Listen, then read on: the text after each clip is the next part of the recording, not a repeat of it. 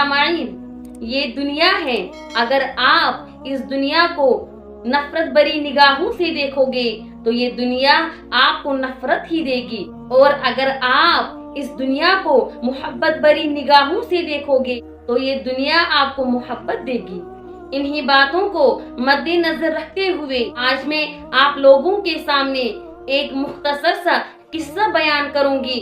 आप वीडियो को मुकम्मल समाअत फरमाएं। इंशाअल्लाह आपको इस वाकया से बहुत कुछ सीखने को मिलेगा।